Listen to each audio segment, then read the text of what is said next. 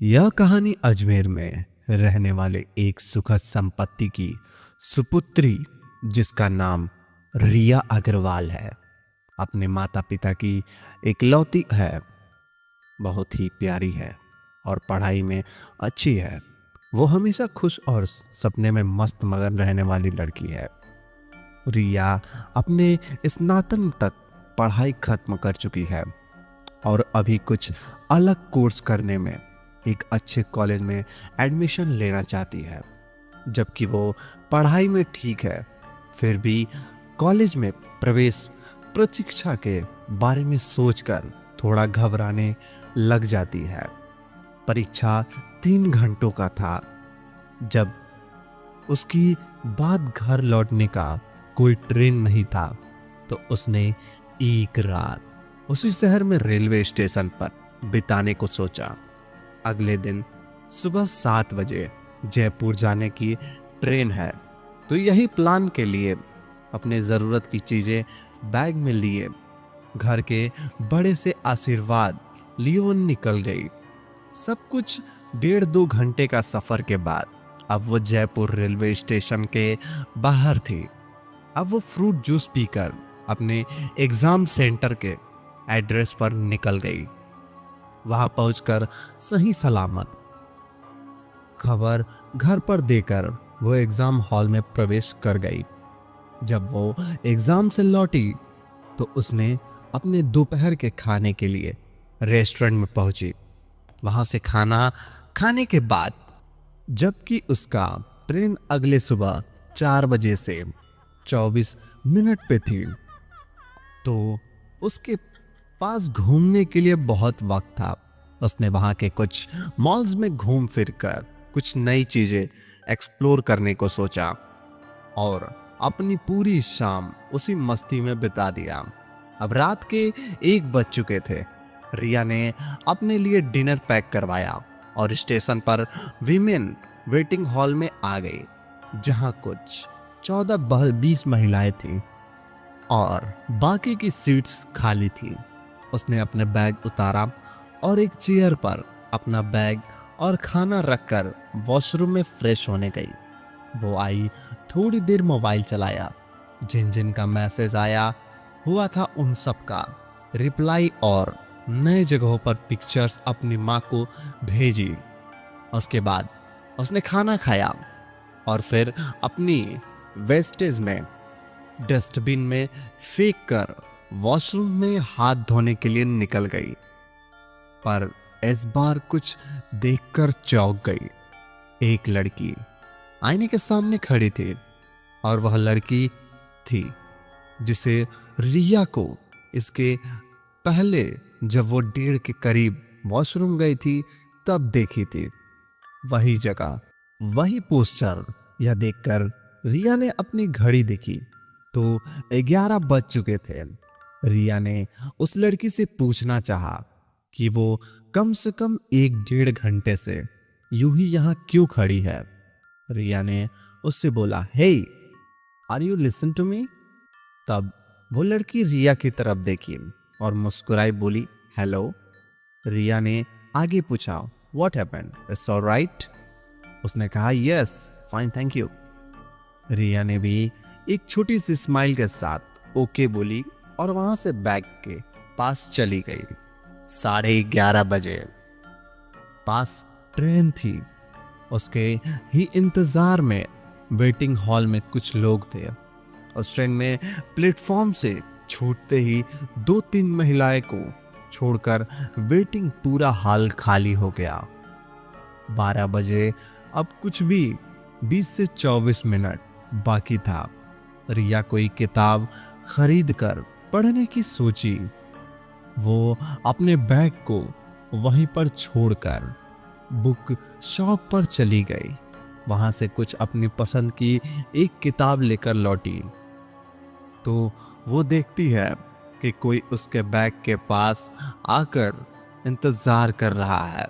रिया जब पास आकर देखी तो वही आईने वाली लड़की थी। अब रिया और आईने वाली लड़की एक दूसरे के बगल में है। उन दोनों के बातचीत शुरू हुई। आईने वाली लड़की, आ गई तुम? रिया, जी आप मेरा इंतजार कर रही थी? आने वाली लड़की, नहीं, पर यहाँ हम उम्र में बस हम दोनों ही हैं, इसलिए। रिया, हाँ अच्छा। माई सेल्फ रिया अग्रवाल। आने वाली लड़की, ओ रिया, एंड दिस इज द शगुन, शगुन दे। रिया, तुम बताओ कहाँ से हो? शगुन, जयपुर। और तुम? मैं अजमेर से। शगुन, घूमने का कोई विशेष कारण? रिया, एग्जाम, सो आना पड़ा। तुम यहाँ इतनी दूर क्या कर रही थी? शगुन, घूमने आई थी। रिया, ओ आई सी। बात करने के बाद जब उसने बात चालू करने के लिए शगुन की तरफ देखी तो रिझाई हुई थी। रिया ने पूछने पर उसने मौन अपना ली। कुछ पल बाद उसने रिया से पूछा, ये तुम अपने रिंगटोन में भजन क्यों लगाई हो? इस पर रिया का साफ जवाब था, मुझे भजन अच्छे लगते हैं। इसके जवाब पर शगुन कुछ न बोली और फिर दोनों के बीच कुछ पल के लिए शांति छा गई।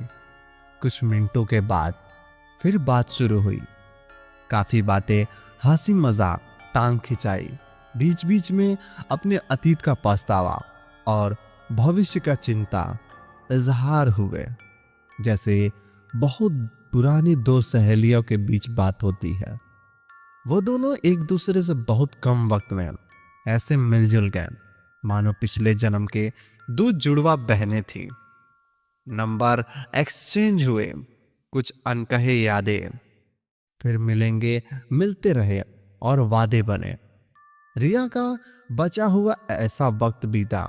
बातों के सिलसिलों के बीच एक बार रिया के कंधे पर शगुन ने एक हल्की सी थपकी मार दी।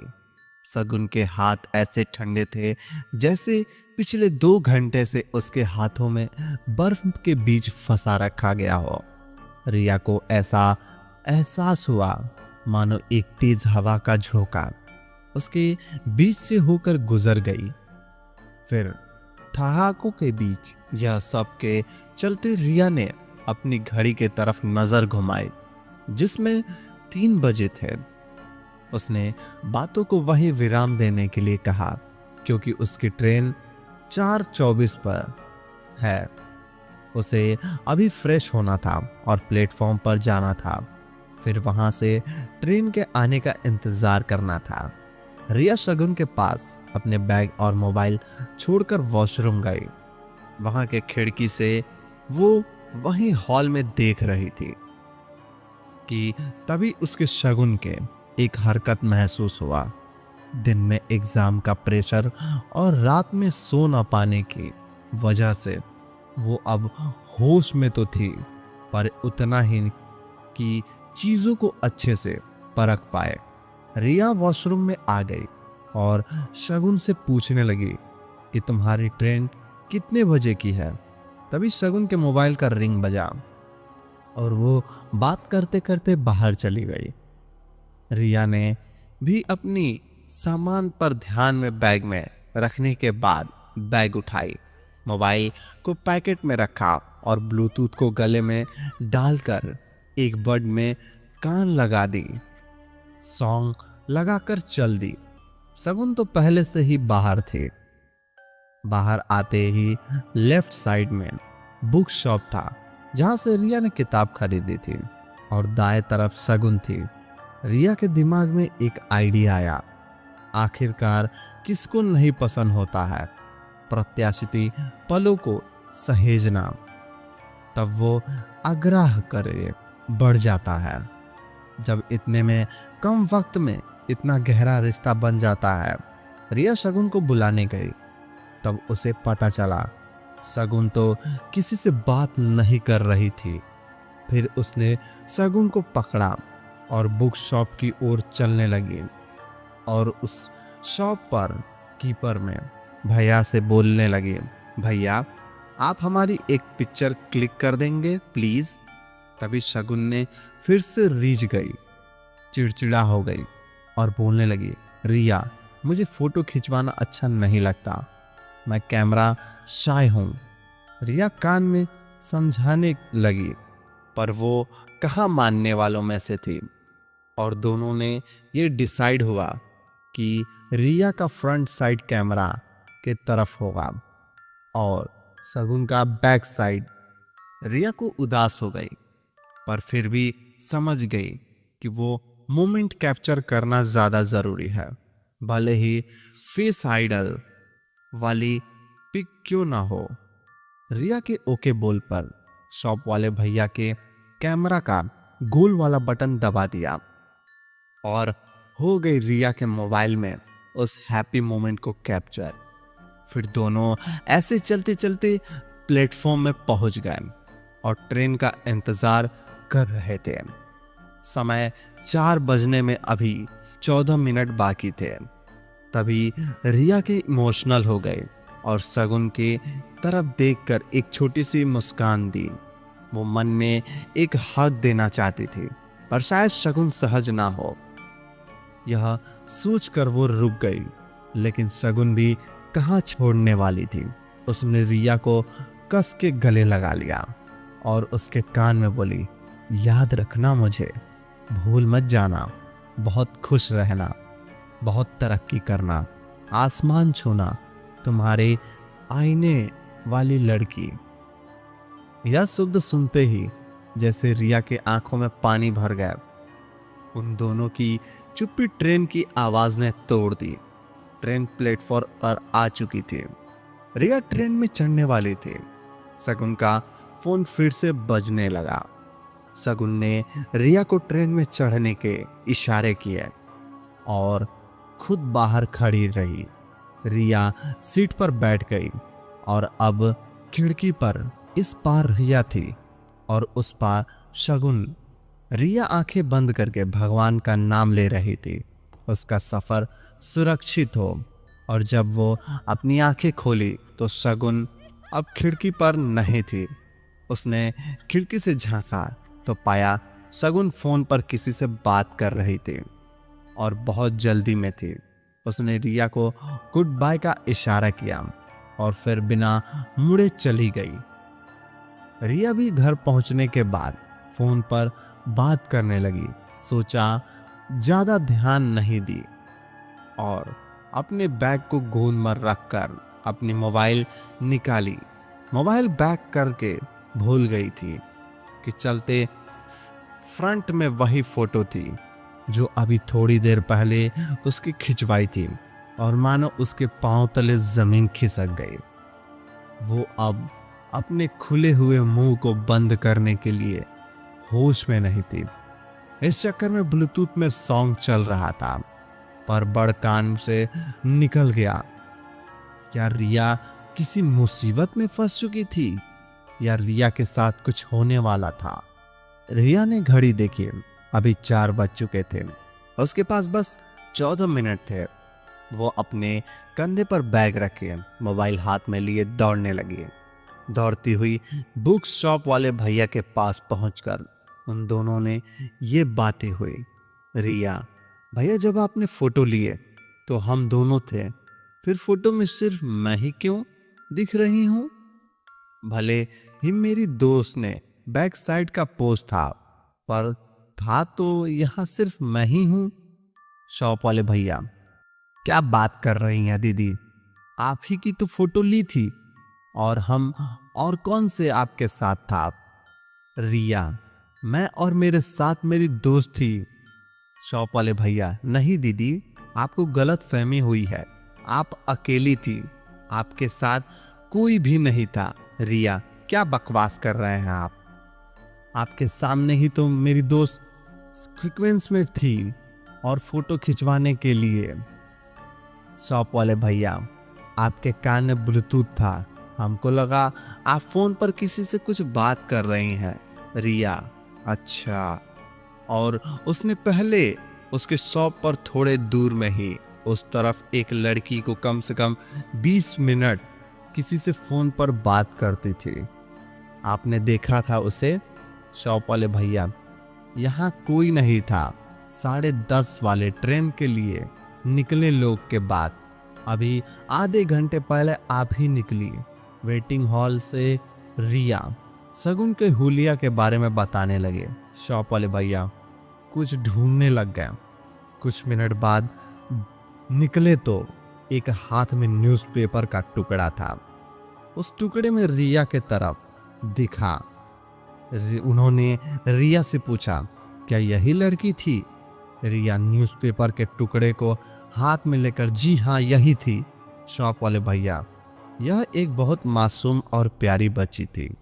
4 साल पहले वो इस वेटिंग हॉल में थे।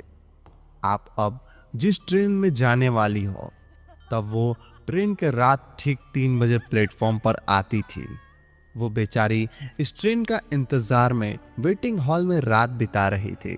करीब 2:40 तक सुनसान जगह देखकर कुछ शराबी लड़कों की नजर उस मासूम पर पड़ी।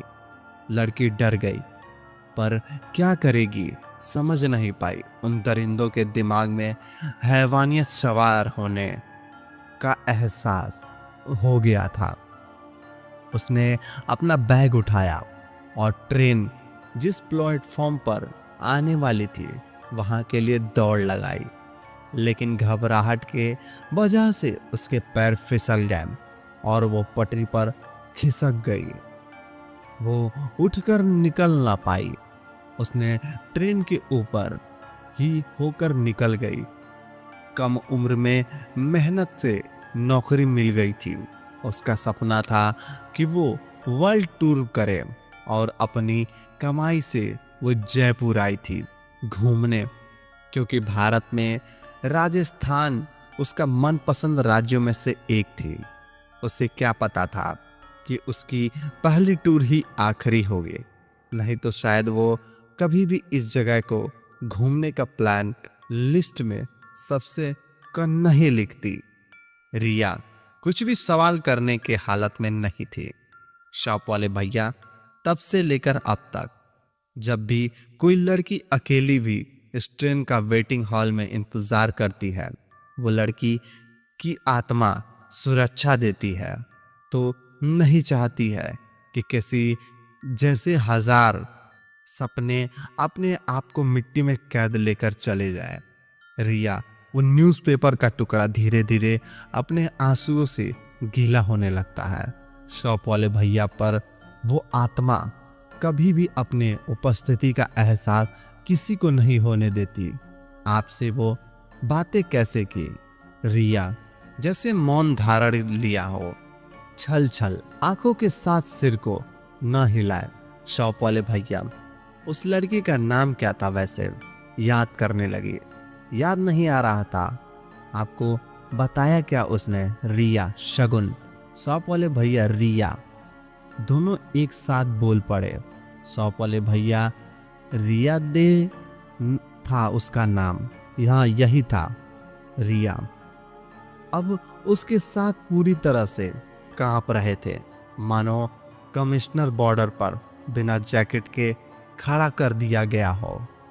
अब रिया को समझ आ रहा था कि जब उसने शगुन को उस ट्रेन के बारे में पूछी तो क्यों उसने फोन का बहाना करके रिया के उस सवाल को टाल दिया। रिया अभी उस सदमे से बाहर आई ही नहीं थी। शॉप वाले भैया को याद आया 4:24 बज चुका है, ट्रेन छूटने का डर है। रिया भाग रही थी कि दूसरे तरफ प्लेटफॉर्म से अनाउंस हो रहा था कि एक ट्रेन 20 मिनट देरी से जाएगी, और रिया गौर करती है तो पता लगता है कि ये ट्रेन है जिसमें रिया को जाना है। रिया अपने सीट पर बैठने के बाद, कुछ गहरी सांस लेने के बाद, कुछ संभलने के बाद, जब वो शगुन के द्वारा दिए गए नंबर पर डायल करती है तो दूसरे तरफ आवाज आती है, the number you have dial not reachable, please check the number and try again. और अब रिया को भी यकीन हो गया था कि ये अगेन अब कभी नहीं आएगा। अगर आपको उस ट्रेन के पास जाने का मौका मिले, अगर वह आपको मिले, तो आप क्या करेंगे? कमेंट करके बताइए। ऐसी ही डरावनी कहानी सुनने के लिए मेरे चैनल को सब्सक्राइब कर लीजिए ताकि हमारी आने वाली कहानियाँ सबसे पहले आप तक पहुँचे। धन्यवाद।